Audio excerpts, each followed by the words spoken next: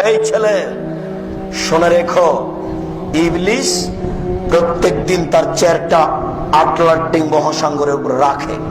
ইবলিস তার চেয়ারটা প্রত্যেক দিন সাগরের উপরে রাখে। সকালে সাগরের উপরে রেখে বসে সব শয়তানকে ডাকে।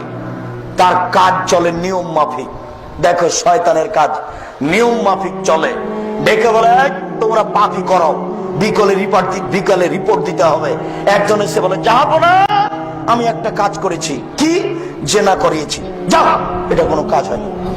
আর একজন এসে বলে, যাবো না, আমি একটা কাজ করেছি। কি করিয়েছ? মারামারি লাগিয়ে দিই, যাও, এটা কাজ হয়নি। আর একজন এসে বলে, যাবো না, আমি একটা কাজ করেছি। কি? স্বামী স্ত্রীর মধ্যে গন্ডগোল লাগিয়ে দিয়েছি। তখন ইবলিস বলে, হ্যাঁ, তুমি একটা কাজ করেছো, কাজের মতো কাজ। এভাবে লাফতে উঠে তাকে বুকে জড়িয়ে ধরে নেয় ইবলিস।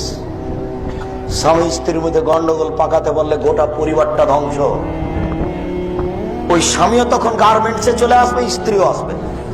স্বামী তখন জেনা করবে আরেকজন পুরুষের সাথে, মহিলা তখন জেনা করবে আরেকজন পুরুষের সাথে, আর স্বামী জেনা করবে আরেকজন নারীর সাথে।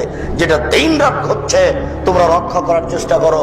সম্মানিত দিনী ভাই, আল্লাহর অনেক দয়া, আপনি মূল্যায়ন করুন। আপনাদের দাঁড়িয়ে থাকা বসে থাকা দেখে আমি খুবই খুশি। আল্লাহ আপনাদেরকে যাজায়ে খায়ের দান করুক।